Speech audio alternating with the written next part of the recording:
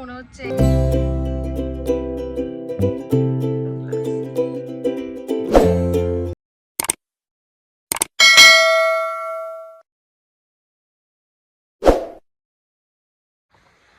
নমস্কার বন্ধুরা, lifestyle with Sanchayita চ্যানেলের আরেকটা নতুন ব্লগে সকলকে ওয়েলকাম জানাই। একটা নতুন ব্লগ শুরু করছি। কি করব, সকালবেলা রবিবার, আমার ঘুম ভেঙে গেছে, এখনও বাকি দুজনের ঘুম ভাঙেনি। অগত্যা জানলার পাশে দাঁড়িয়ে পড়ে দেখছি বাইরেটা আজ সকাল সকাল ভালো রকম রোদ দিয়ে দিয়েছে। আমরা একদম সকাল সকালই আজকে ভেবেছি ডিমার্ট থেকে ঘুরে আসি। বিকেল হলেই মোটামুটি বৃষ্টি বৃষ্টি, আর বৃষ্টি না হলেও এমন মেঘ হয়ে যাচ্ছে যে মনে হচ্ছে এই বৃষ্টি পড়লো বলে ওই করে কালকে যাওয়া হলো না, অনেকটাই লেট হয়ে গেল।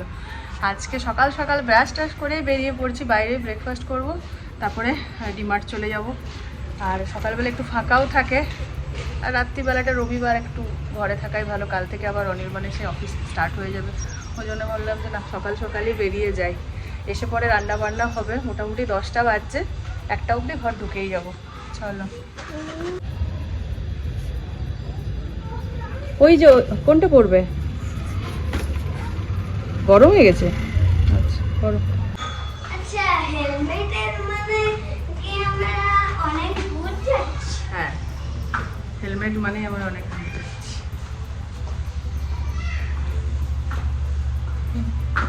চলুন, বেরিয়ে পড়েছি আমরা থলি টলি নিয়ে। তবে বেরোনোর সময় হলো বিশাল এক সমস্যা। আমাদের বাড়ির চারপাশে চলছে কনস্ট্রাকশনের কাজ, রাস্তাগুলো দিয়েছে বন্ধ করে। কতটা যে ঘুরপথে আসতে হলো তার ঠিক নেই। হঠাৎ করে চারদিকে দেখুন কেমন ঘরবাড়ি উঠতে শুরু করেছে। আমরা যখন এই লোকালিটিটায় এসেছিলাম বছর দেড়েক আগে, প্রচুর খালি জায়গা ছিল, ফাঁকা ফাঁকা ছিল, ভালো লাগতো বেশ। এখন সব সময় সেই ঘরোর ঘরোর শব্দ, বুলডোজার চলছে, ক্রেন চলছে, আরও কত কিছু যে জিনিসপত্র একসঙ্গে চলছে সারা দিন ধরে, মেশিনের আওয়াজ।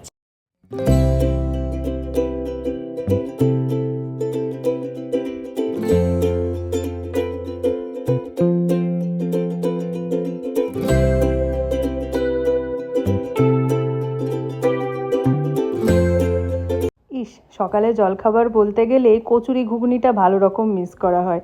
যাই হোক, আমরা যেখানে আজকে ডোসা খেতে এসেছি এখানে কিন্তু ভালো রকম ধরনের ডোসা পাওয়া যায়। 99 টাইপ অফ ডোসা পাওয়া যায় বটে, কিন্তু আমরা অত ভ্যারিয়েশনে গেলাম না। সকাল সকাল অত রিচ না খেয়ে আমরা এখানে আপাতত মশালা ডোসাই নিয়েছি। কিন্তু মশালা ডোসাটা বেশ ঝাল হয়, তাই পোগোর জন্য একটা এগ ডোসা নিচ্ছি। হ্যাঁ, এগ ডোসার কনসেপ্টটা কিন্তু আমিও প্রথম এখানে এসেই পেয়েছিলাম। আমি একটা মশালা ডোসা, তার সঙ্গে নিয়ে নিয়েছি একটা বড়া, অনির্বাণের ইডলি আর বড়া, আর ওই যে পোগোর এগ ডোসা তার সঙ্গে বড়া। খাওয়া দাওয়া কমপ্লিট। মোটামুটি এসব করতে যে আরও 1 ঘন্টা কেটেই গেল। চলুন এরপরে ডিমার্ট যাওয়ার রাস্তাটাই ধরি। আজকে রাস্তাঘাটটা অনেকটাই ফাঁকা ফাঁকা, এতটাই এই রাস্তাটা ফাঁকা এক্সপেক্ট করা যায় না। তাই মোটামুটি 20-25 মিনিট সময় লাগলেও এমনিতে পৌঁছাতে আজকে 10 মিনিটের মধ্যেই পৌঁছে গেলাম। একটুও কোথাও জ্যাম নেই। ব্যাঙ্গালোরের রাস্তায় বেরিয়ে এই জ্যাম যদি না থাকে সেটা বিশাল নিজেকে সেদিন লাকি বলে মনে হয়। যাই হোক, চলুন ভেতরে যাই। ভেতরে যেটা দেখলাম সেটা রবিবারে সকালবেলা কেউ বলবে না। সকাল সকাল এতটা ভিড় হয়ে গেছে ভাবতেও পারিনি। যাই হোক, চলুন ঝটফট দরকারের জিনিসপত্রগুলো তুলে নিই। এরপরে ডিমার্টে এলে কার্টখানা কখন যে ভর্তি হয়ে যায় বুঝতেও পারি না। তোমার তো প্রচুর এগুলো আছে, তোমার এগুলো কিছু লাগবেই না। আমার একটা এখন মুদ্রা দোষ হয়েছে। সবাই যেমন সেফটি পিন হারায়, তেমনি আমার এখন ক্ল্যাচার হারাচ্ছে। এইটুকু ঘরে কোথায় যে রাখছি তার কোনো হদিশ নেই। একটু আমি ঘুরে ঘুরে এরপরে ঘর সাজানোর দিকটাতে এসেছি। এই জিনিসের লোভ সামলানো ভীষণ মুশকিল। কেনাকাটা কমপ্লিট হতে 1:30, আর বাড়ি যেয়ে রান্না করার মতো টাইম নেই। ডিমার্টের বাইরে খুব ভালো, মানে একদম রিজনেবল প্রাইসে, কী বলবো, তার চেয়েও কম প্রাইসে আইসক্রিম, পপকর্ন তো পাওয়া যায়, সেটা আমরা নিয়ে যেতাম। পিৎজারও আউটলেট খুলেছে, ওখান থেকে আজকে মানে লাঞ্চের জন্য পিৎজা নিয়ে যাচ্ছি। আইসক্রিমগুলো ভেতরে নেওয়া হয়েছিল, আইসক্রিম আমাদের বাইরের খাওয়া হয়ে গেলো। বাড়ি অবধি গরমে আর আইসক্রিম যাবে না, কারণ ওয়েট করছে। অর্ডার দেওয়া হয়ে গেছে, জাস্ট এর করে নেবো, কারণ বাড়ি যেতে 2টা বাজবে, আর তারপরে আর রান্নাবান্না করার মতো সময় থাকবে না। চলো পিৎজাগুলো নিয়ে নিই। ডিমার্টের এই সেকশনটা ভীষণ সুন্দর করেছে। বাজার করতে করতে কি করে যে 3-3.5 ঘন্টা সময় কেটে যায় বুঝতেই পারি না। বেরিয়ে পড়ে এমন খিদেটা পেয়েছিল আজকে, যদি এখানে পিৎজা সেকশনটা না পেতো সত্যিই ভাবতে হতো বাড়ি যাওয়ার পথে আরও কিছু একটা কিনে খেয়ে নেওয়ার। বেরোনোর সময় বেশ কিছুগুলো পিৎজা নিয়ে নিয়েছি, এবারে বাড়ি ফিরে খাওয়া হবে। যদিও একটু ঠান্ডা হয়ে যাবে, কিন্তু কিছু করার নেই, গরমটাও রয়েছে বেশ ভালোই আজকে দেখছি। এরপরে জিনিসপত্রগুলো কিভাবে গুছিয়ে বাগিয়ে বাড়ি অবধি নিয়ে যাওয়া যায় সেটাই ভাবার বিষয়। বাড়ি ফিরতে ফিরতে প্রায় 3টা। পোগর পেয়ে গেছে খুব জোরে খিদে। একটা একটা করে গরম করে নিলাম পিৎজাগুলো, তারপরে দিতে শুরু করেছি। ওর জন্য কর্ন চিজ পিৎজাটা নেওয়া হয়েছিল, সেটাই ওকে দিয়েছি। ভীষণই রিজনেবল প্রাইসে নিল কিন্তু। এটা রয়েছে ক্যাপসিকাম টমেটো চিজ পিৎজা। এর পিৎজাগুলো এত ভালো দিয়েছে, মানে আমরা ডোমিনোজের পিৎজা খেয়ে খেয়ে একদম অভ্যস্ত আর পাকাও হয়ে গেছে। মানে এত কম প্রাইসে দেখাচ্ছে, দাঁড়াও পিৎজাগুলো টপিংস কত ভর কে চিজ আর টপিংস দিয়েছে। মাত্র 149-এর এই পিৎজাটাতে কি নেই, ভরে ভরে দিয়েছে সমস্ত টপিংস। যাই হোক, দুজনে মিলে 2 গ্লাস কোল্ড ড্রিঙ্কস নিয়ে বসে পড়েছি টিভির সামনে।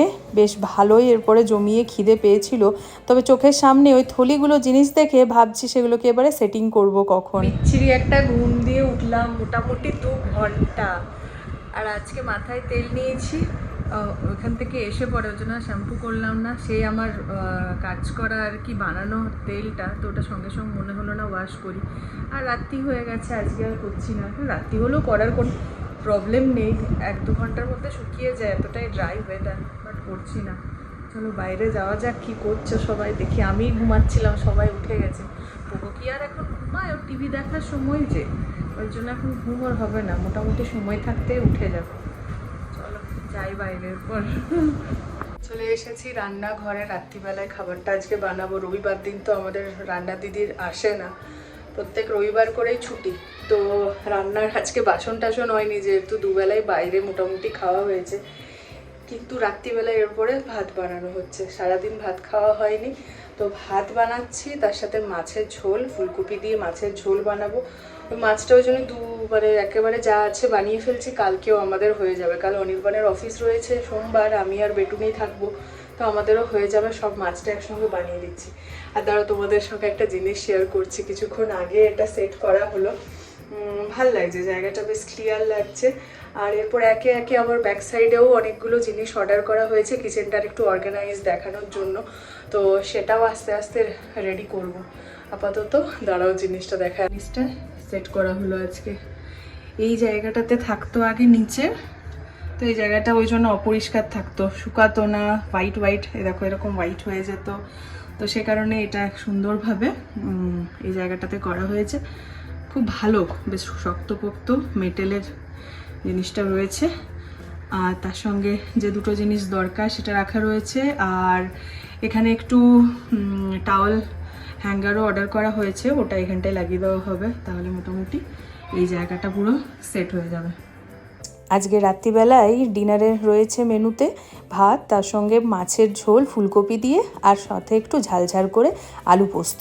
তো এই ফুলকপি দিয়ে মাছের ঝোল বানাতে অনেকটাই সময় লাগে। যতটা পেরেছি ফুলকপিগুলোকে ছোট করেই কেটেছি, না হলে আবার গলে যাবে। তারপরে ভাতটাও দিয়েছি এখানে সেদ্ধ হতে, মিনিট 20-র মধ্যে এখানে ভাত হয়ে যায়। চটপট সোনা মুসুরি রাইসের ভাত তো। এবারে মাছেরগুলো ভাজা হয়ে গেছে, ঝোলটা বানিয়ে নেবো। আমি মাছের ঝোল বানানোর সময় সব সময় এই কালো জিরে আর তার সাথে একটু দারচিনি ফোড়নে দিই, বেশ ভালো গন্ধ আসে সেটার কারণে। তারপরে রোজকার ব্যবহারের মশলা, পেঁয়াজ, আদা রসুন পেস্ট, টমেটো সমস্ত কিছু দিয়ে বেশ ভালো করে মশলাটা একটু জল দিয়ে কষিয়ে নেব। তারপরে খুব ভালো করে তেল ছেড়ে এলে জল ঢেলে দিলাম। এবারে টকবক টকবক করে ফুটছে, সেই মুহূর্তে আমি দিয়ে দিলাম এবারে মাছ ভাজাগুলো। আজকে একটু মিস্টেক হয়ে গেছে, জল ঢালার আগে ওই মশলার মধ্যেই আমি মাছগুলো দিয়ে কিছুক্ষণ কষিয়ে নিই, তাহলে কিন্তু বেশ ভালো একদম বিয়েবাড়ির মতো মাছের ঝোলটা হয়। মাছগুলো বেশ টেস্টি হয়, কিন্তু আজকে আমি ভুলে গেলাম, ওই জন্য জল দেওয়ার পরে আমি মাছটা অ্যাড করছি। যাই হোক, ওপর থেকে একটু গরম মশলা আর পোগরটা তুলে নিয়ে ঝাল অ্যাড করব। মোটামুটি আজকে রাতের খাবার আমাদের রেডি। মাখা মাখা করেই আজকে আলু পোস্তটা করেছি আর কি। চলুন, এ সমস্ত কিছু রেডি হয়ে গেছে, এরপরে গরম গরম সার্ভ করে দিই। প্রায় রাত্রি 10:30, খিদেও পেয়ে গেছে। সঙ্গে সঙ্গে আমি রান্নাঘরটাও কিন্তু পরিষ্কার করে নিয়েছি, কাউন্টার টপটা। খাওয়া দাওয়া কমপ্লিট হয়ে গেছে, পগু বসেছে পিয়ানো বাজাতে। ওর নতুন শখ হয়েছে আপাতত এইটা, কতদিন চলবে তার কোনো ঠিক নেই। আসলে রাহুল এসেছিল তো সেদিন, অনির্বাণের বন্ধু, পোগোর জন্য এই পিয়ানোটা নিয়ে এসেছে। তখন থেকেই বাজানো চলছে আর কি। তো একটু টিভিতে টিউটোরিয়ালটা লাগিয়ে দিয়েছি, ওই বেসিক যা করে শুরু করা যায়। ই ও এক হাতেই বাজাতে বলছে।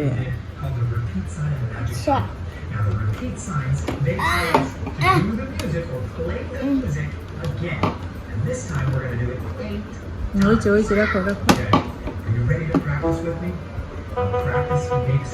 অমনি না, একসঙ্গে 3টে আঙুলে রাখো। করো নর্মাল করো, 1 2 3 করো। 1 2 3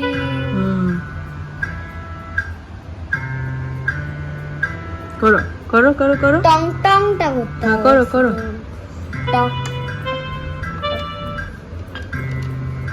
স্টপ কেন করলে? পোগোর একটা জিনিস নিয়ে কিছুদিন ঝুঁকি চলে, তারপরে আবার সেই ঝুঁকিটা যে কোথায় চলে যায় সেটা আমিও বুঝতে পারি না। তবলা নিয়েও সেরকমই একটা ঝোঁক দেখিয়েছিল, ও কারণে তবলার ক্লাসে ভর্তিও করেছিলাম। তারপরে কিছুদিন 2-3 মাস করার পরে আর ইন্টারেস্ট পাচ্ছিল না। যাই হোক, এটা নিয়ে এখন দিন কতক চলুক। আজকের ব্লগটা এখানে শেষ করছি। অবশ্যই ভালো লেগে থাকলে লাইক করে দেবেন। Thanks for watching.